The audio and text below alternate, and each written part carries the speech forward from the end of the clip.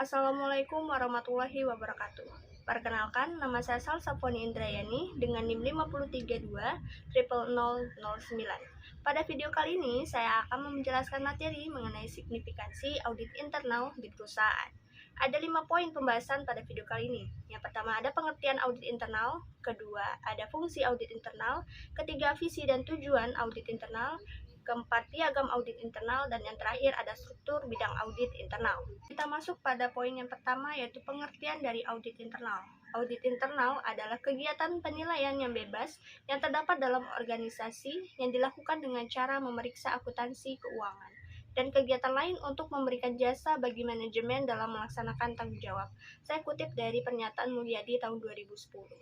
Kita masuk pada poin bahasan yang kedua, yaitu fungsi dari audit internal.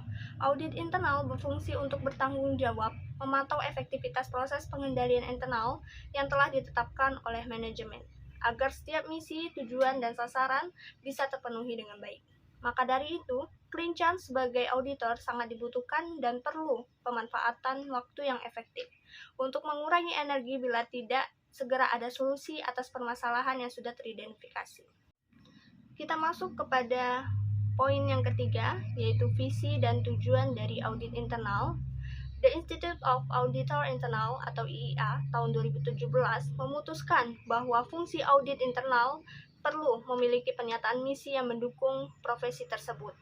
Misinya yaitu meningkatkan dan melindungi nilai organisasi dengan memberikan para pemangku kepentingan jaminan, saran, dan wawasan berbasis resiko dan objektif. Yang kedua ada visi. Visi audit internal yaitu meningkatkan dan melindungi nilai organisasi dengan memberikan asuransi atau jaminan, saran, dan wawasan berbasis resiko dan objektif. Dengan tujuan yaitu menyediakan jasa asuransi atau jaminan dan konsultasi yang independen dan objektif, yang dirancang untuk meningkatkan nilai operasi organisasi.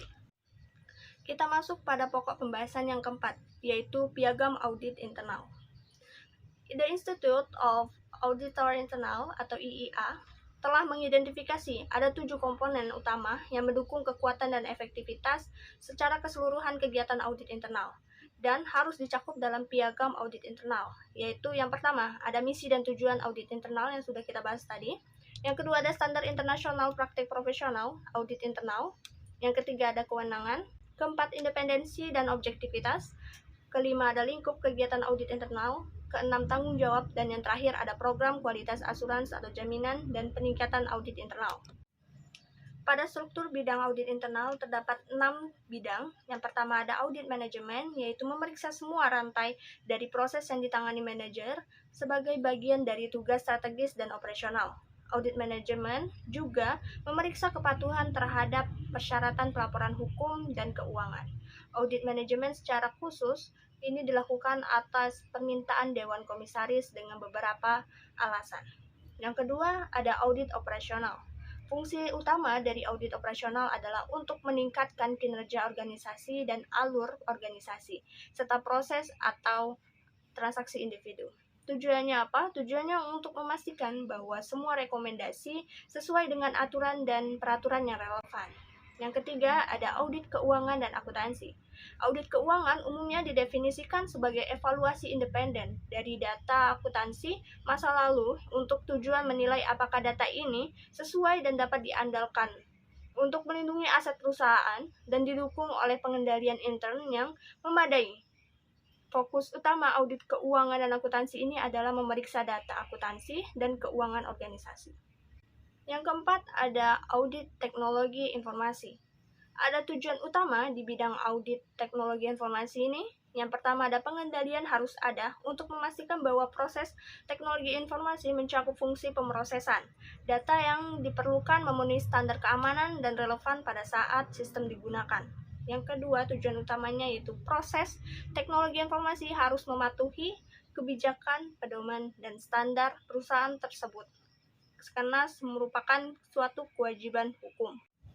Yang kelima ada audit kecurangan. Audit kecurangan ditujukan khusus untuk menyelidiki atau mengidentifikasi dugaan kelemahan organisasi dan proses menyelidiki informasi spesifik tentang penyimpangan atau mengumpulkan bukti untuk kasus-kasus kecurangan yang sudah terbukti. Dalam konteks ini, sangat penting untuk menetapkan apakah dan sejauh mana kecurangan ini telah menyebabkan konsekuensi keuangan yang dapat diukur secara langsung atau setidaknya secara tidak langsung terkait kerugian bagi perusahaan. Yang keenam, ada audit bisnis. Audit bisnis didefinisikan sebagai tindakan audit yang preventif karena dilakukan dengan sejalan strategi deeskalasi. Tujuan utama adalah untuk memastikan bahwa proses, metode, dan pedoman sesuai dan berfungsi sebagaimana dimaksud. Pada saat yang sama, resiko yang terkait dengan proyek atau mitra diperiksa dan jika perlu diusulkan langkah-langkah pengurangan eskalasi. Telah selesai pembahasan mengenai signifikansi audit internal di perusahaan. Terima kasih telah menonton video dari awal sampai akhir. Wassalamualaikum warahmatullahi wabarakatuh.